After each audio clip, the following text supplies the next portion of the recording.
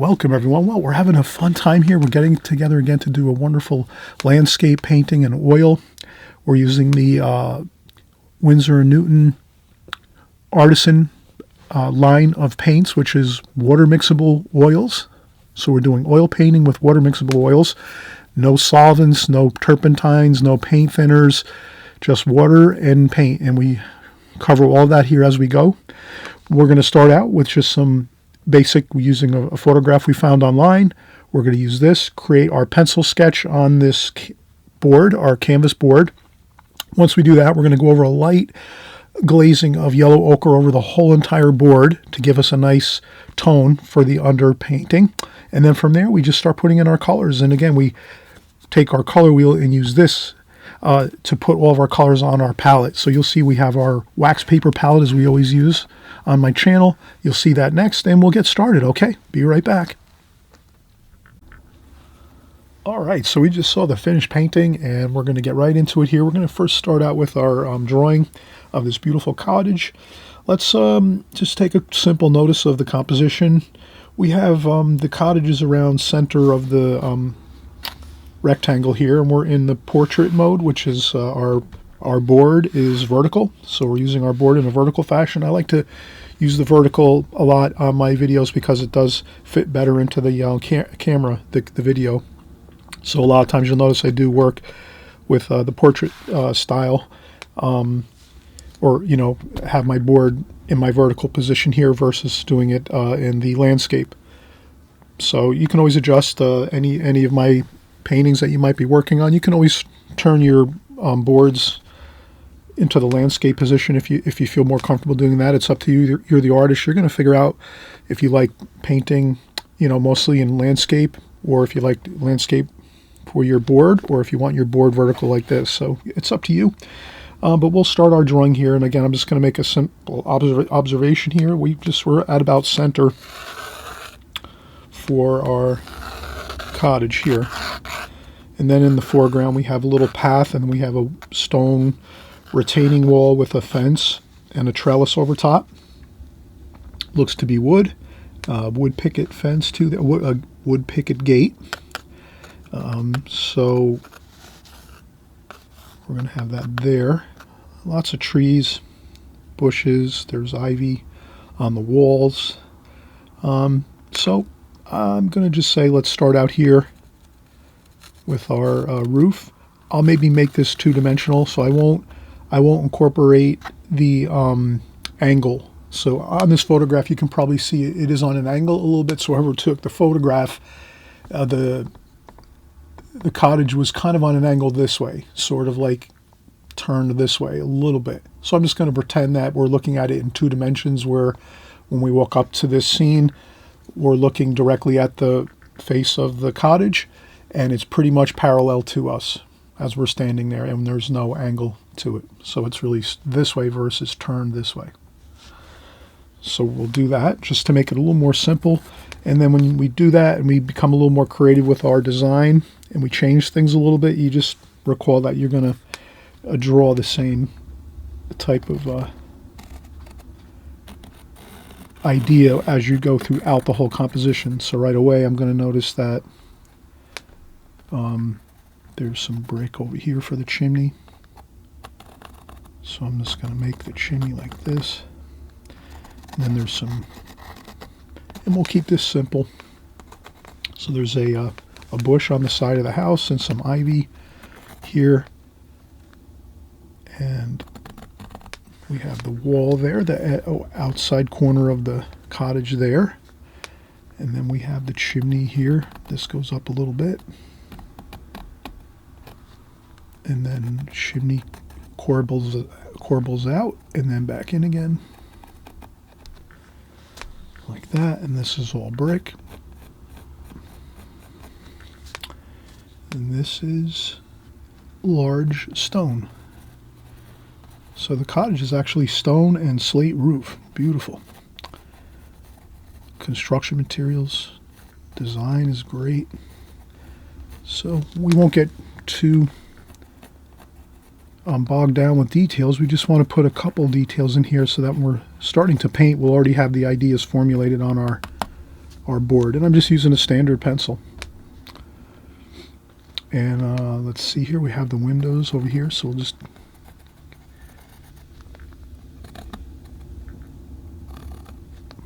and then there's 3 panes of glass like that.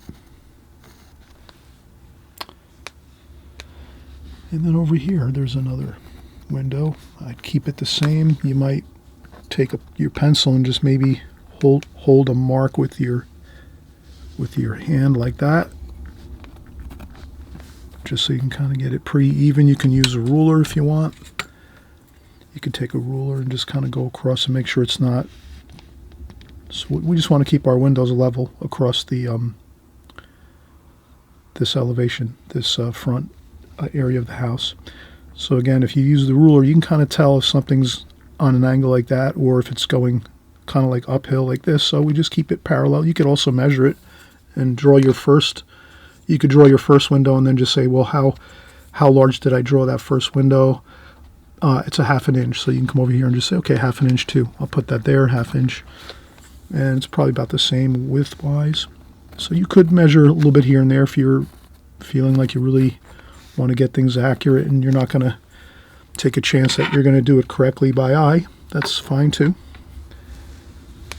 And then we're going to have this roof here, which is the it's a hip roof over the top of the entry door on the cottage. So we'll put that here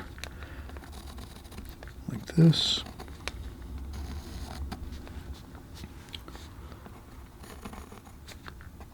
And then we'll just put our stone there. And there's some bushes and things over here and trees.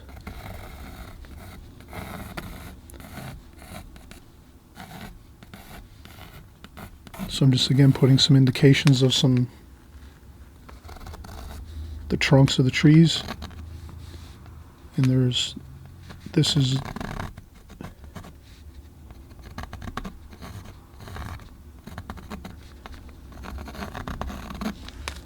it's a grouping of trees over here.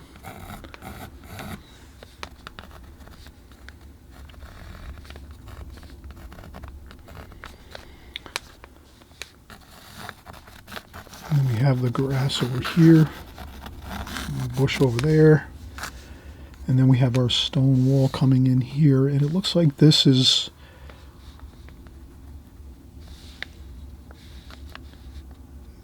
maybe we went a little bit too high over here. So what you can always do is you have your kneaded eraser, and you can lift up some lines if you want to with your kneaded eraser. And we're going to be oil painting right over the top of this, so you're not going to be worrying about pencil lines really showing through, because they won't. It's oil painting, much thicker coverage, so you don't see anything underneath the oil painting really. So I'm just going to lower this. I made this a little bit too high in the picture frame, and now I'm down below. Maybe I'm right at the bottom of the picture right now. Maybe I can just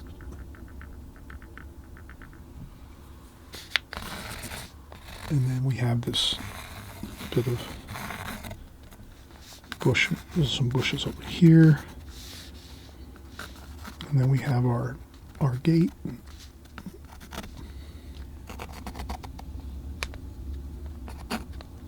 And a trellis.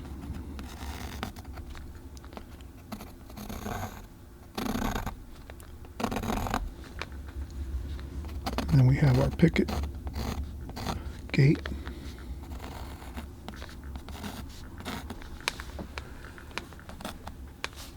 And then we have our stone wall here.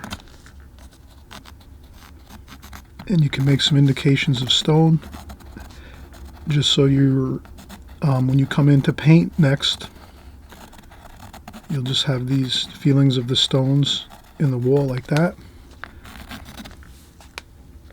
And the same over here, some more stones over here.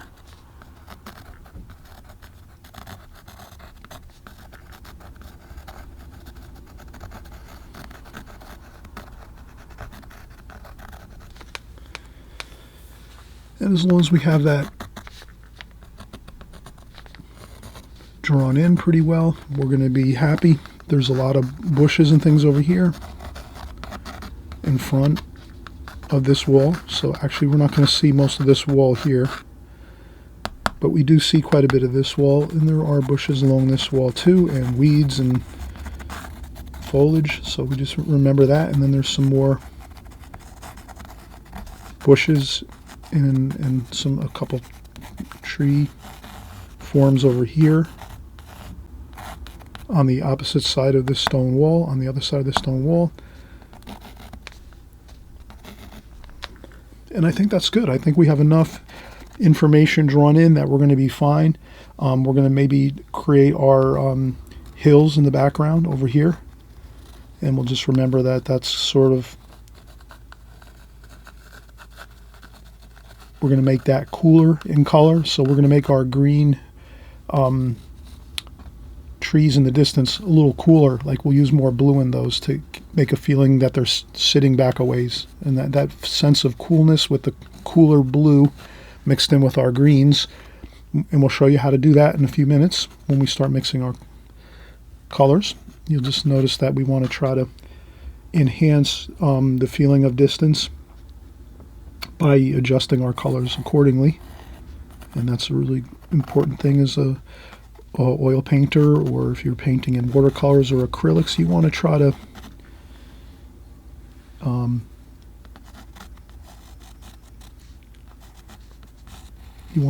to enhance things if you can with color.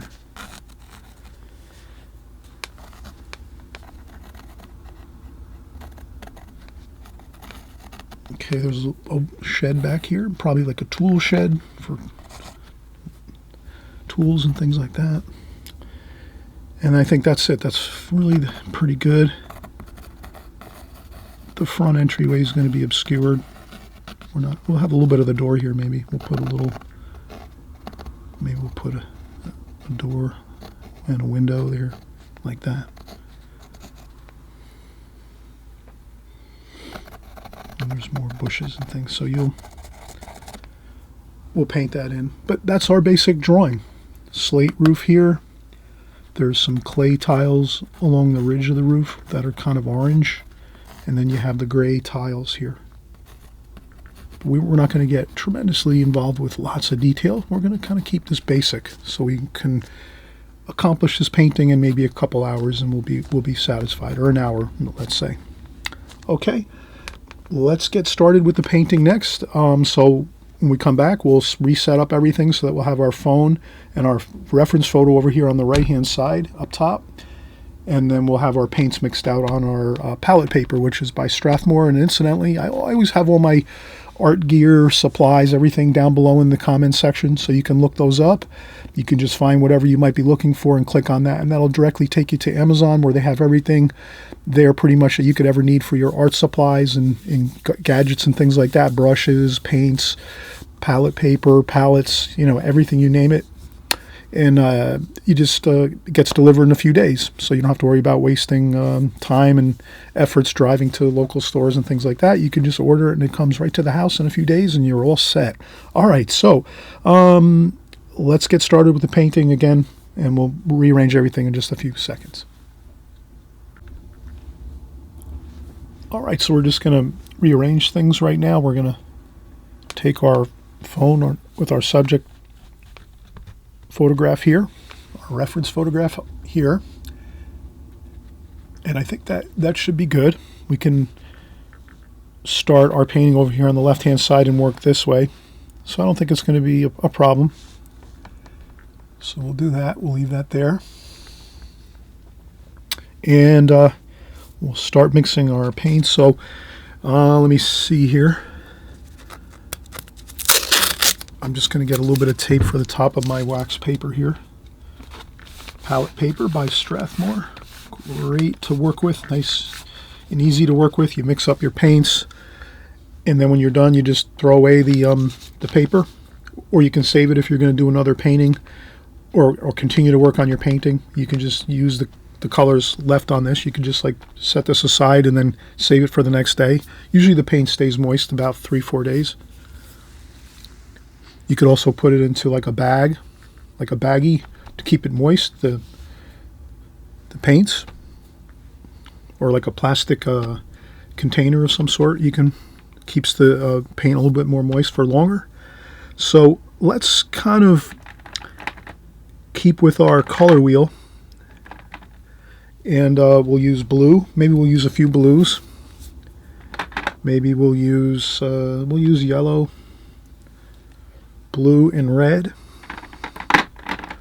Maybe we'll use cadmium red, yellow ochre, and then we'll use 2 blues. So we're going to kind of create our color wheel right here on the wax paper, and then we'll mix out our colors from here, and we'll start out by mixing the color wheel out onto our palette paper, so that generally we can custom mix it as we're going to start with, so that we're kind of getting the colors we want mixed on this paper, this wax paper first. Then we could just go in and start working, and this way we have everything worked out and we're not kind of scratching our heads in the middle of painting this thinking, what color do I need next, or what should I use next? That's the great thing about mixing with your color wheel. You just get your first 3 colors out, your primaries, and that all the colors are derived from these 3 primaries: red, yellow, and blue.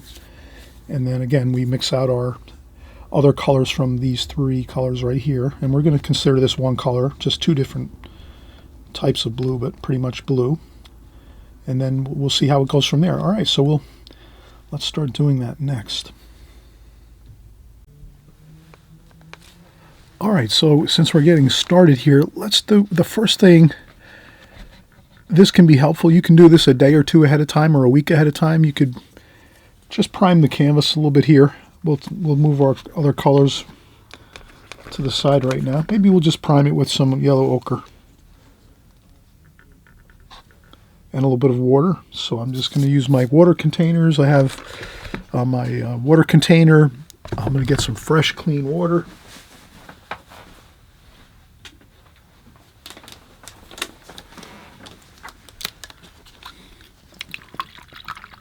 Okay, so then I'll have some fresh, clean water, and I'll use just like a, these are like the dollar store brushes I get sometimes at the dollar store.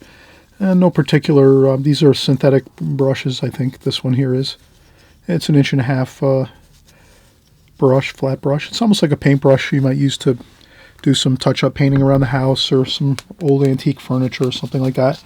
So in any case, let's get some prime on this. And this is the sky up here. So maybe I'll go a little bit lighter up there. And then I'll just, again, I'm just going to use the water from my water container just to kind of glaze on the whole canvas here.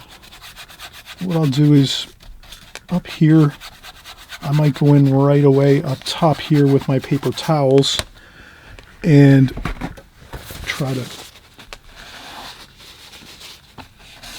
since this is going to be the blue sky up here, I'll right away dry that off pronto. And then these are all the trees in the cottage, so we can just keep working along on that. A little more water, and again we're going to dry this off with our paper towels once we have the primer on here. So no particular fancy brush techniques with this. You just want to get it on there with a little bit of water, some yellow ochre artisan paint by Winsor Newton. That's what I use exclusively, and it's just a great oil paint. It's water mixable. You don't have to worry about solvents. And then I'll just lightly, I just wanted to get that light glazing of yellow ochre on the whole panel, like that. And again, you can do this a day or 2 ahead of time, and then you can draw your drawing right over the top of it, or you can draw your drawing first, and then put your glazing on like this, your yellow ochre, and then you can let it dry overnight, or you could wait a couple of days, or doesn't matter. You can work, we're going to work straight onto it right now after we just take off the heavier bits of paint and water. So that's a good thing to do to start with. It just kind of sets the tone of the panel for you so that you already have a really nice glow to your panel. Then the next thing I would do is maybe I'm just going to lift up the excess water and paint on our palette paper. So now we talked about mixing up our color wheel, and let's do that. Let's add a little more yellow ochre there, and you can always add more paint as you go. And then red over here. So we're going to basically do our color wheel.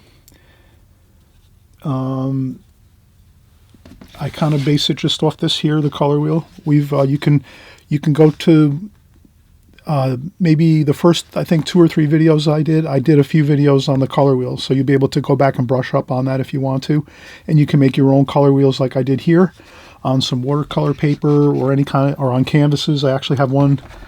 I have my canvas here across from me, so this is my board, my canvas board with my color wheel, and that's the one I'm going to use. I'm going to set this up across from me, just like that. And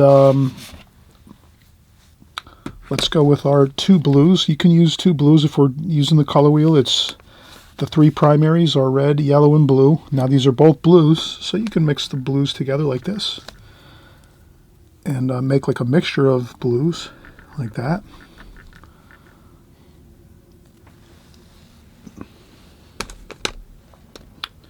And then I would say it wouldn't hurt. Maybe have a little bit of burnt umber here too, which is pretty close to. You could say burnt umber is really like over here probably. So we'll add a little bit of burnt umber over to both of our yellow and our red areas. So you can just have a little bit of burnt umber there to mix in if you want.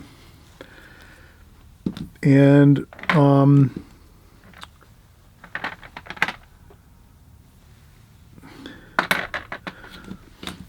we'll put white up here.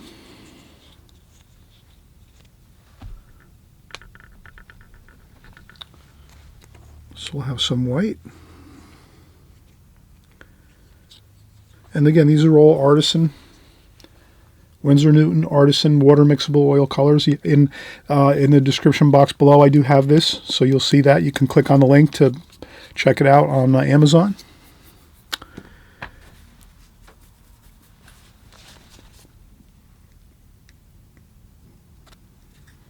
Okay, so I think we have some good colors here to start our color wheel. And again, we're gonna let's create the colors of our color wheel, the primaries, the secondaries, and the tertiary colors right on our paper right now, so that we can kind of get a feel for all the colors we can kind of use and, you know, have them work for us in our painting. So if we can do this ahead of time, we're going to sort of be really in a good position to have all the colors at our disposal right away, quickly, as we're painting this painting, versus scratching our heads in the middle of our painting thinking, what colors do I need to mix next? Let's get all the colors mixed according to the color wheel using our primaries, which is red, yellow, blue. Then secondaries obviously would be orange, which is between red and yellow. And then we're going to have green, which is red and blue mixed together. I mean, yellow and blue mixed together here. And then we're going to use purple, which is red and blue together. Makes purple or violet. So let's start mixing. We would go with our lighter colors first. So let's do our secondary. Orange, which is yellow and red. We'll make an orange there, a little more.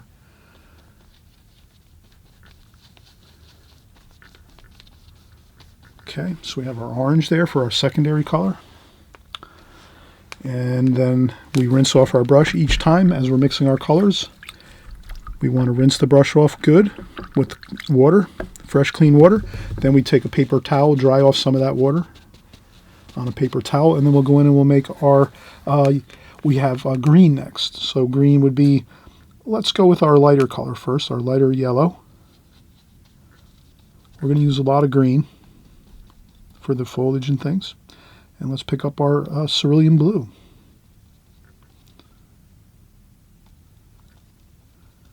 And there we have our green. Could also use a little bit of French ultramarine blue for a cooler green. And we talked about that a little while ago in the video. In the start of our video, we talked about how we want to make some areas cooler with the distant colors. So the distant trees maybe in the background, we'll make those a little cooler. Maybe we'll use some of that French ultramarine blue with the yellow ochre. And then our warmer green would be like the yellow ochre and the cerulean blue. It's not as cool. You have a cooler blue here.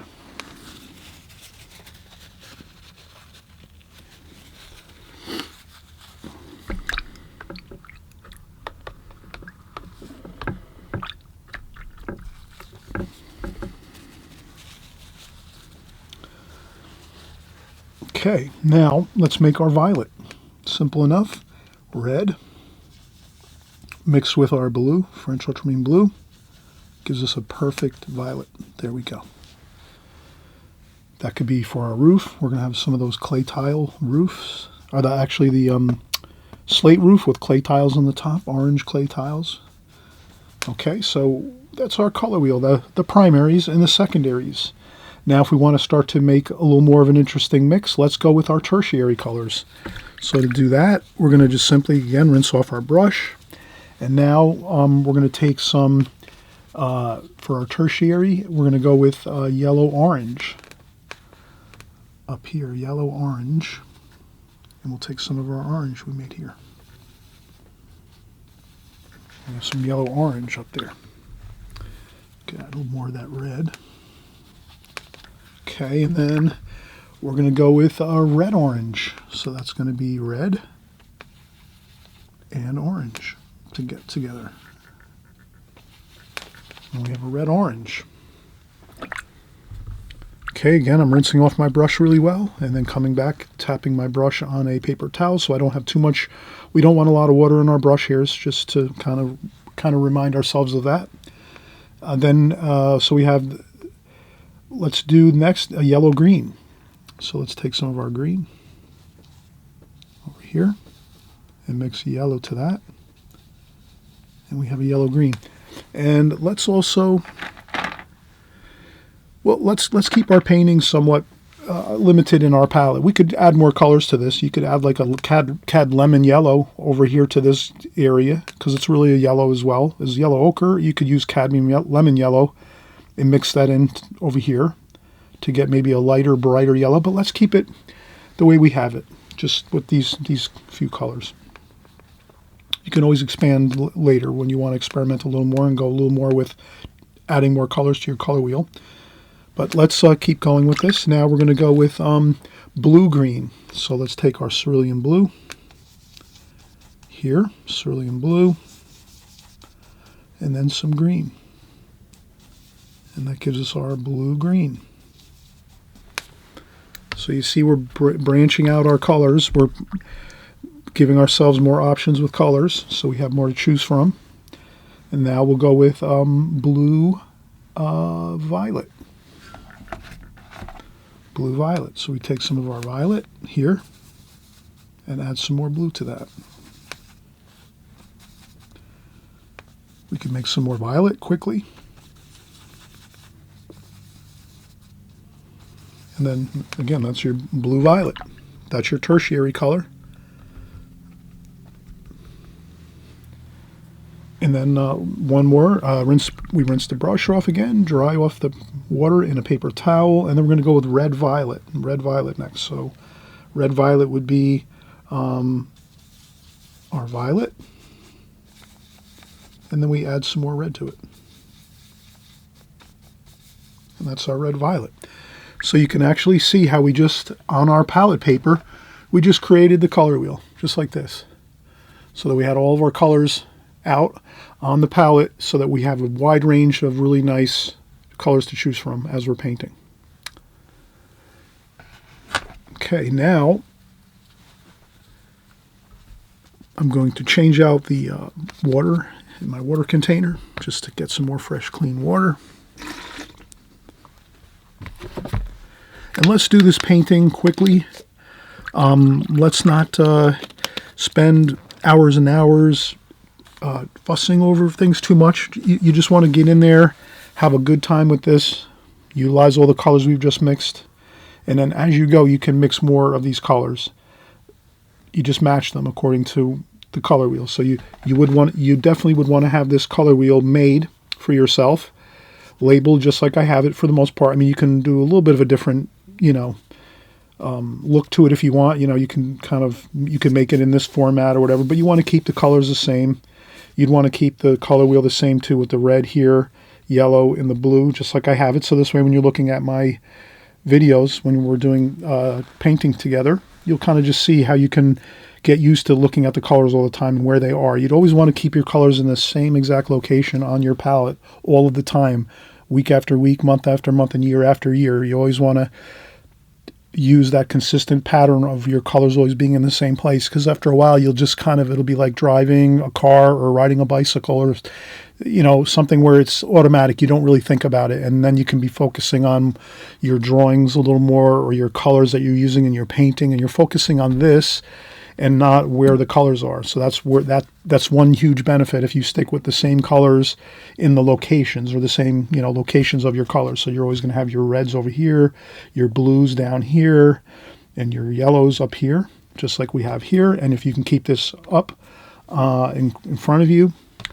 at all times in your studio, wherever you like to work, your kitchen table, you just always have this at as your reference as to your colors mixing.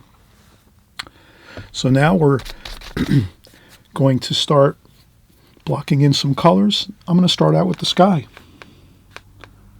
So I'm going to take some blue, and again, this is just your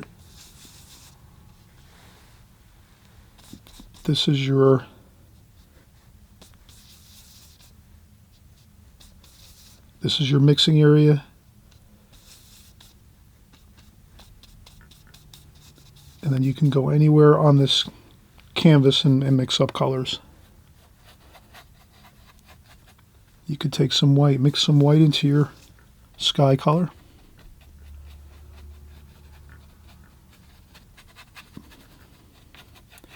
And again, the thing is, have some fun with this.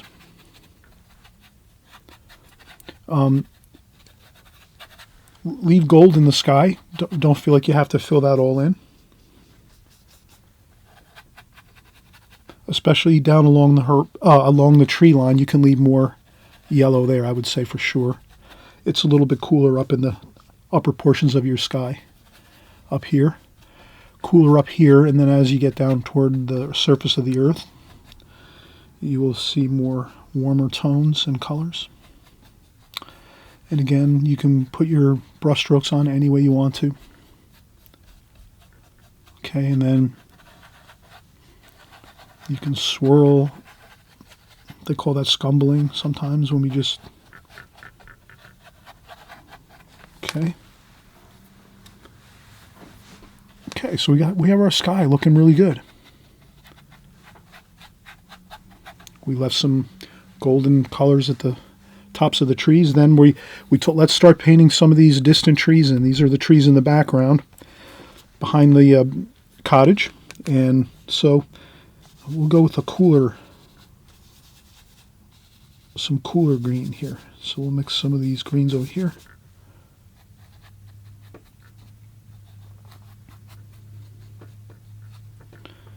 And then we have some fun with this.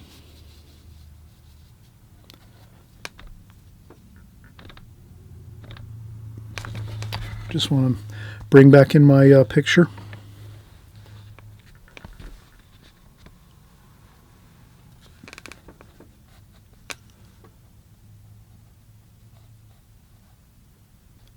So you see how these are cooler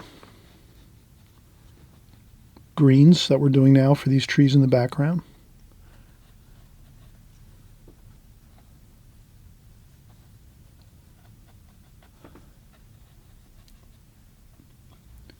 Please leave some yellow paper, some yellow canvas showing through.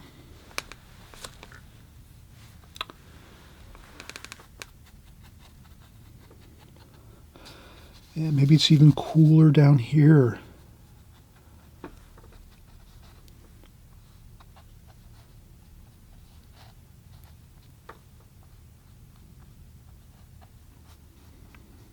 Okay, and there we go.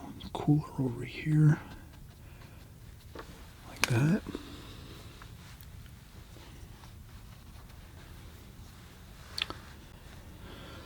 All right, now we're kind of in really good shape. We have our cool blue sky with some gold showing through.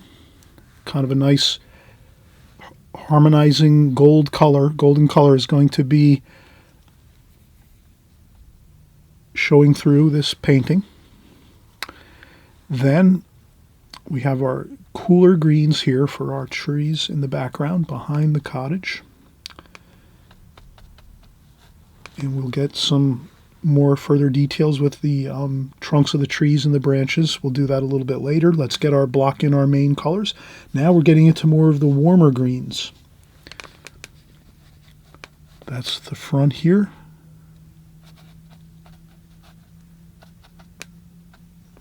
And then we have this wall here.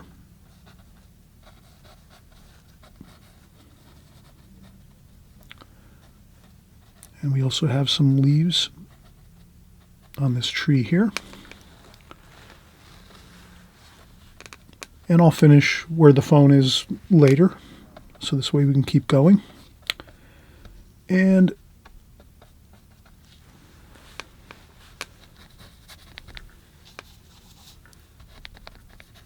then a little bit of the darker greens now.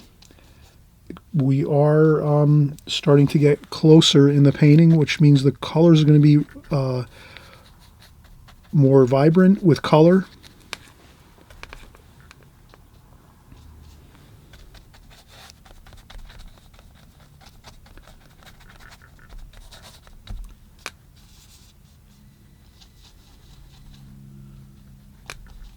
So we're making these vibrant greens darker in tonal value, so they are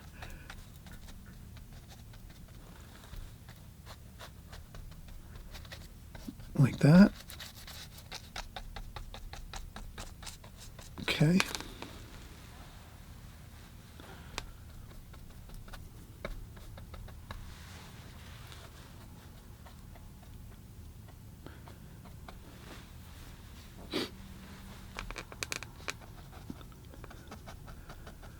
And if you notice, I'm using a larger brush here to block in all the main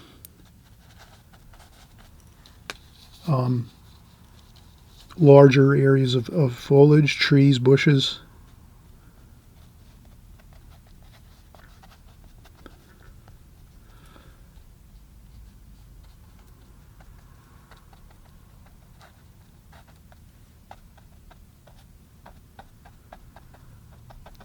Okay.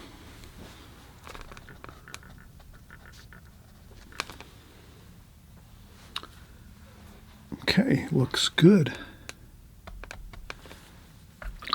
All right, now, good time for a break. I always mention take breaks, occasionally when you're painting. It helps you just to relax for a little bit. It'll make your concentration a little bit more sharper when you come back after about a 5 or 10 minute break. I know some of you might like to, work for longer periods of time. Maybe you like to work for an hour and then take a break. That's up to you. You're the artist. I just find for me, taking a break every 10 to 15 minutes usually, or 20 minutes is good. It helps me a lot. But again, we're all different. So you're the artist. You'll decide how many breaks you need for how long, so forth. Okay, so I'll just take a quick 5 minutes and we'll come right back and keep working.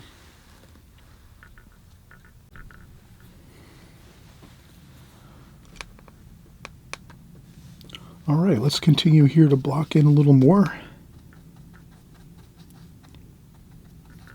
There's some of the ivy on the building here.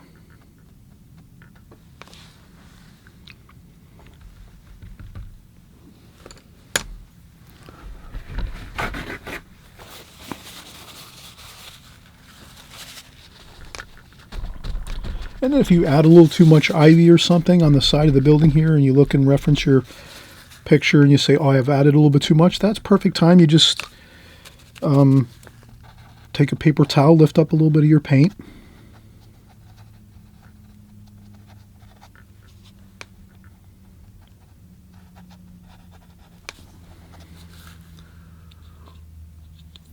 All right, now let's start blocking in some of the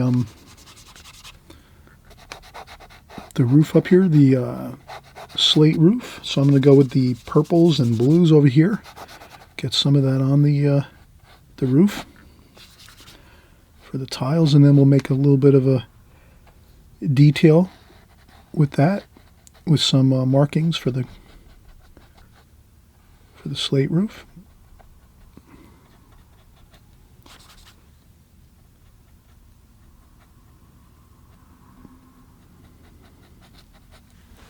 Okay.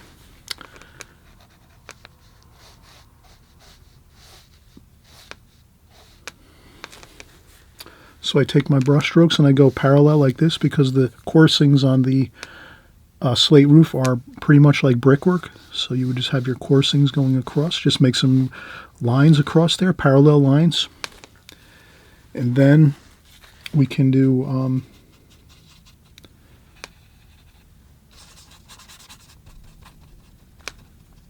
we can use a smaller brush and get some of those a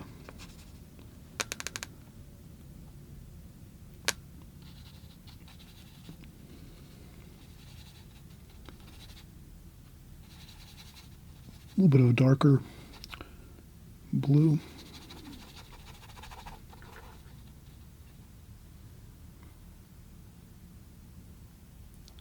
And just a few like places here and there we're going to make our slate. And you just kind of put them down like bricks. So you stagger them one under each, halfway underneath each other. So the pattern would look something like, let me see, let's find some paper here. So the pattern would be for the slate roof is pretty much like brickwork. So you would have the slates would look like this, and then they course them like bricks. So then you have them on the halfway point underneath, like that, and then again the same thing here. So that's kind of like the rough estimate of what that looks like here. But we don't have to put it everywhere. Just we remember to make some details on the slate roof like this.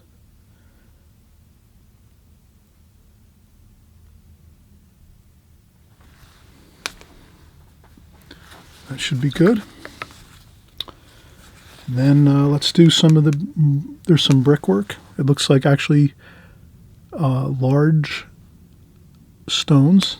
So there's large stones. We're going to work into some of our oranges. A little bit of burnt umber too. A little bit of the red. So we're going to have some of that orangey red for the stones here. And we're going to have a shadow under there. So we'll start down here. And it doesn't have to be perfect. We're just going to make some stone shapes. Like that.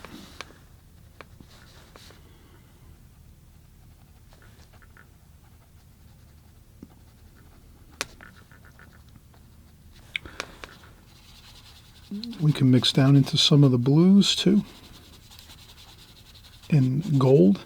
So not all of them are going to be red. We're going to have some other colored stones here too. Some darker colored stones.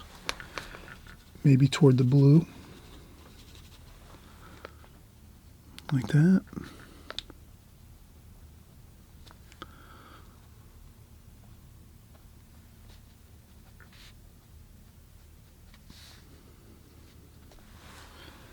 And then some red. We'll go back to the reddish.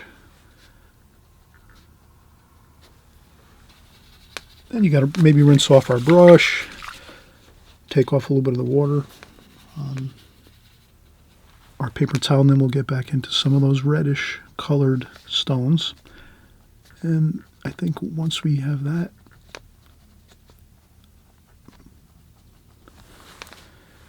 We should be fine. We'll do our chimney.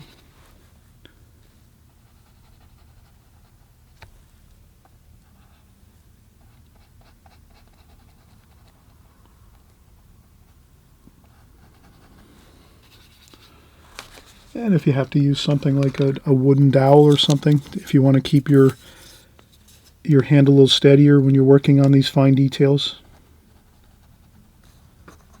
that does help. So to do our chimney over here on the right side of the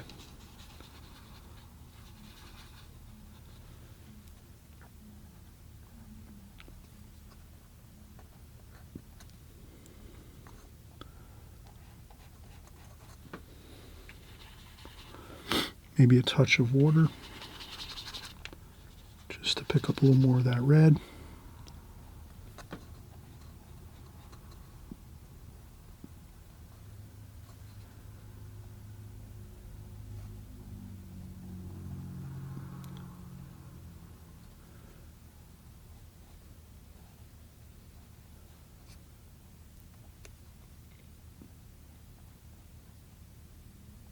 We'll put a couple of chimney pots on the top there.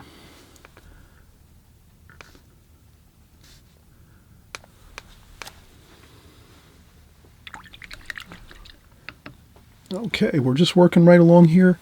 Some more of that cooler color. We're going to make the roof over here for our shed in the back around there. Make that cool. So that's exactly what I'm going to do there. Keep that cool over here.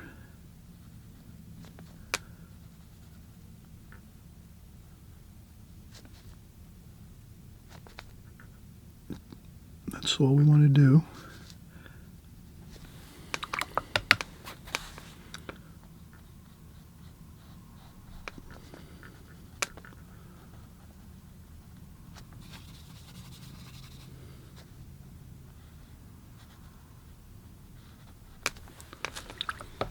Okay, we'll keep that shed over here cool.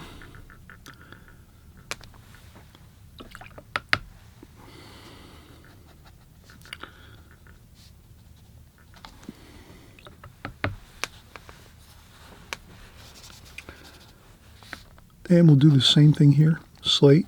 Let's pretend this is slate. I'm not sure if it is. Yeah, it does look like it is. It's slate over here too on this hip roof over the top of the doorway. So we just do the same thing. Make some of those indications of some slate there.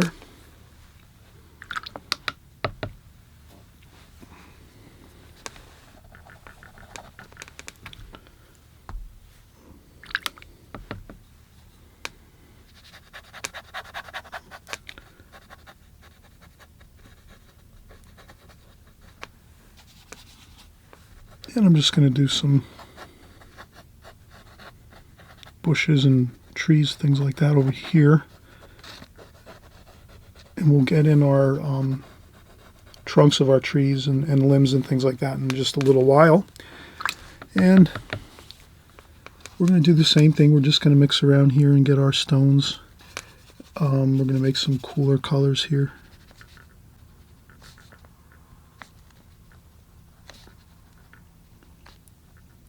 So this is our stone wall. We'll mix, I'll try to keep the my brush dry by using the paper towel. I don't want to add too much water to the paint. I'd like to keep the paint a little thicker over here on these stone walls. But this is what we have. We could add a little white.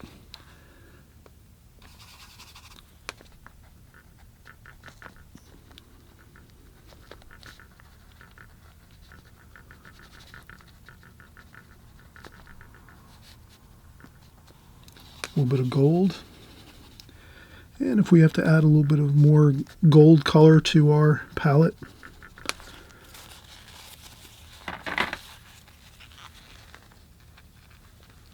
I'll just add some more of our yellow ochre.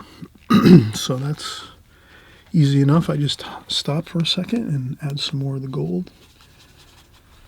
And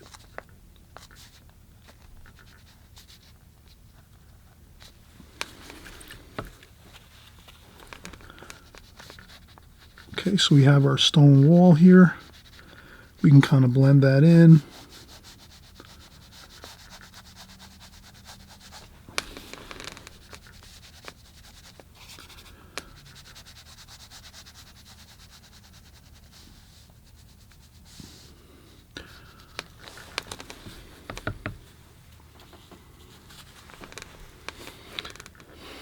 And then there's a little bit of a reddish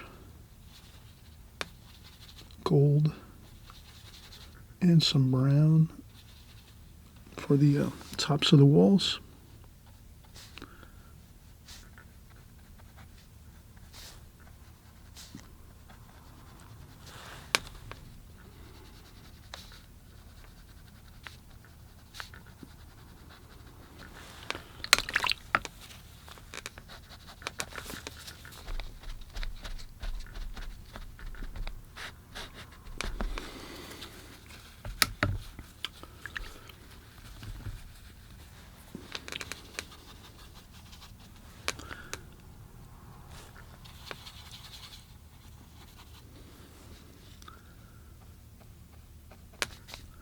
And just a few more of those stones on the house here. And there's stones around the door too. Under here there's more shadow like this. There's also some shadow up here. I forgot to put that in before. But that should be kind of dark. Maybe a little bit of burnt umber mixed in with some blue. It would be a good shadow color for underneath this roof up here. At the eaves of this roof over here. That would be good. And the same thing under here.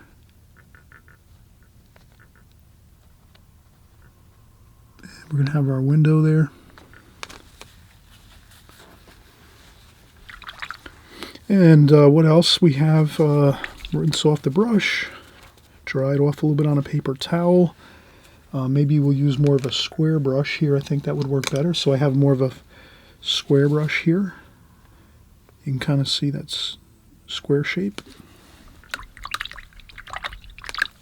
We'll do those windows. We'll create the windows up here. Burnt umber and French ultramarine blue.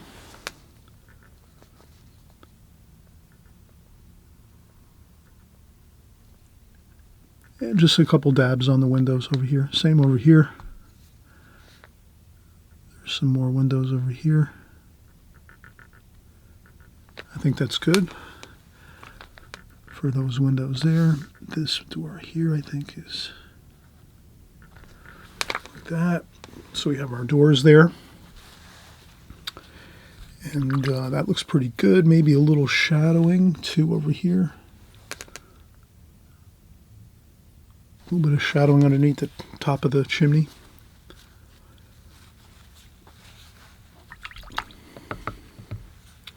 And again, this is a fun time with your oil paints. We're getting used to our oil painting methods.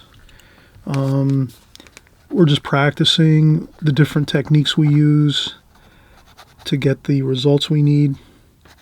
We're not trying to... We're trying to think of this as we're practicing and working on all the skills that we're going to need to just keep refining our practicing and our techniques and methods in oil painting. So you don't have to set out when you're doing your paintings, especially in the beginning, if you're just starting out, or if maybe you only have a couple of years of experience, you can always look at it as we're practicing. We're using all the skills that we have and the knowledge we have in oil painting right here along with me. We're all together in this. And as we do this, we will just keep refining what we know and how we apply all of the knowledge that we have to our work. And that's all it is. And then the more you work, some of you might say, you know what, I'm going to practice a lot more, so I'm going to work on this like 2 hours every day. Some of you might say, I don't have the time. I just can't squeeze in all that time. So I think I might work on this like a half an hour every day or every other day, an hour or something like that. So you figure out your schedule, what you can work, how much you can work, as much or as little as you want to. But again, the more we're practicing, the better we're going to get. And again, we're just trying to really refine our skills.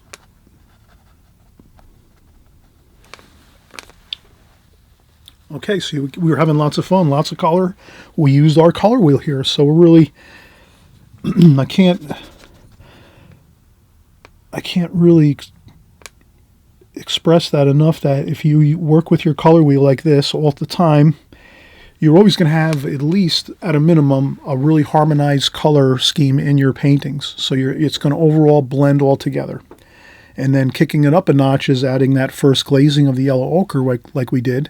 You're adding that really nice, beautiful, glowing golden color underneath your painting. So you have that underpainting, like that tone underneath everything. So that already immediately kind of gives you something that you're starting with that is kind of, you know, it's giving you a base to start with. And I have plenty of that golden palette color or board color that we put on showing through right now. It's everywhere, actually. If we're looking around in this painting, we can really see it. It's kind of showing through a little bit everywhere, here and there. And that's what we want. And so I think we're kind of getting there. Let's do a few more details, and then I think we can wrap it up. So let's see. Let's add some... Let's do that trellis and fence. That would be good to do next. Let's create that trellis and fence. I'm going to try to find myself. This looks good, actually. I'll use this brush. So we'll use this brush we've been using here. And then we're going to make this trellis and fence kind of like a bluish gold color, like a grayish color. And again, if you need to use something to, like a dowel or something like that, just to get yourself a little more stability when you're going to do these lines like this. So this way you can kind of just really, when you have that working in your favor, having something like this, this tool is really incredibly powerful if you can use this when you're working on your oil paintings, because oil paintings are like watercolors. I've been painting watercolors a long time. With watercolors, your painting dries as you're working, and then eventually it becomes dry in certain areas, and then you can rest your hand right on your dried watercolor painting, actually your actual painting itself. But with oils, it's really not that way. Oils tend to be challenging in that way that you really can't go and lean on your painting, because it's usually the paint's going to be wet, usually most times when you're working on it. Okay, so we have our fence, picket gate. We have a picket gate and a trellis here. And our stone walls, and we can put a little shadowing under there, underneath the cap of the wall here. There's a capping on top of there. There we go.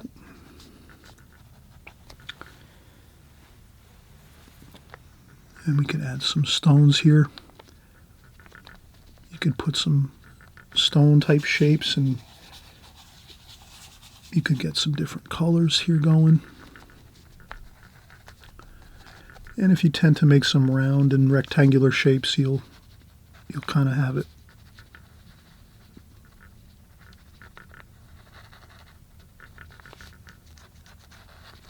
Like that.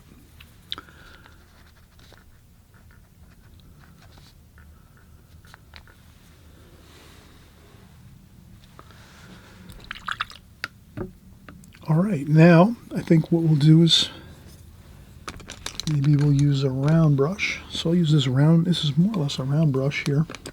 Actually, we'll use this one here, I think. This one here is a little better. And then we'll just mix up again some darker. We're going to use blue and gold for our green. So a bit of a blue and gold. Got a greenish color with some burnt umber in there.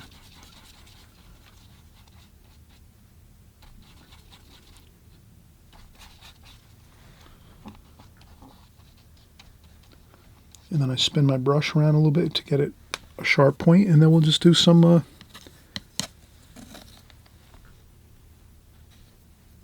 we're just going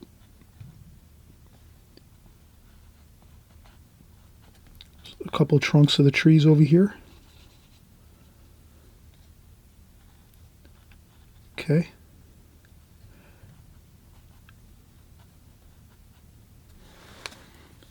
And we can move our subject matter over, and at this point what I'll do is, for the sake of time, I'm going to go over here and do this just so we don't have to. I'll just finish the painting out like this over here, so you kind of know. We had to have our phone here so you could see the finished picture. So you do as you would like with your trees. You can add some more foliage on your trees, like that, here and there. And then you can also add some more trunks of the trees here. So I'll just use that dowel. Like you can see here, I'm using the dowel. And I'm just sliding my hand on the dowel like this. You can slide your hand on the dowel just to get some of that feeling of the trunks of the trees. We'll cover this area up here with a little bit of scumbling, as they call it. And then we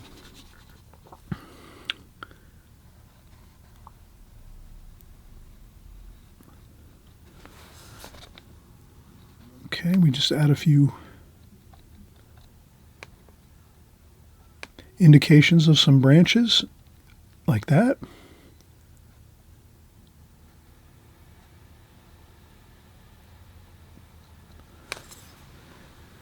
A few more over here.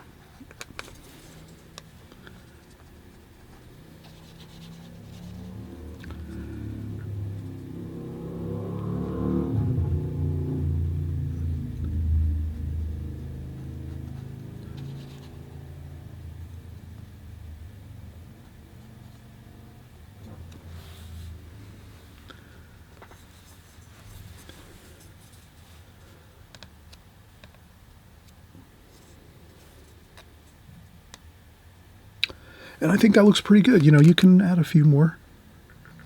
Maybe there's like a tree over here with a few branches. Just an indication or two of some branches and a trunk or two over here.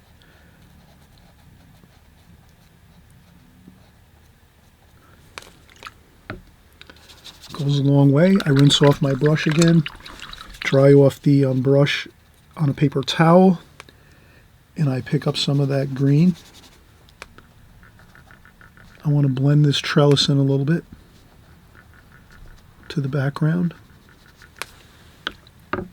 like that. But I think this is a fun painting to try. Please enjoy the process of oil painting and take your time.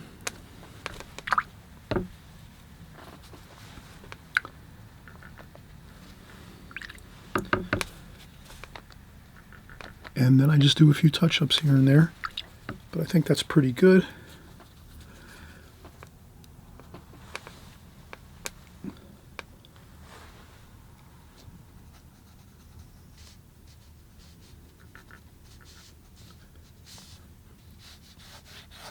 You could put a little bit of some directional lines if you want, where you just might make a few brush strokes to kind of lead the eye into like where the gate is, maybe. So you might make like a kind of a arrow like this with some, and then you disguise it a little bit, maybe a splash on a couple of spots here and there, and just, we don't make it overly obvious, but we try to keep our viewers in mind. We want to make sure that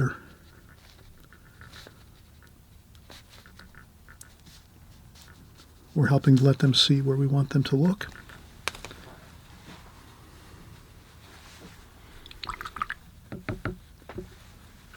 All right, and so we get together again. It's been such fun. We'll see you on the next video. Bye-bye. We'll see you next time.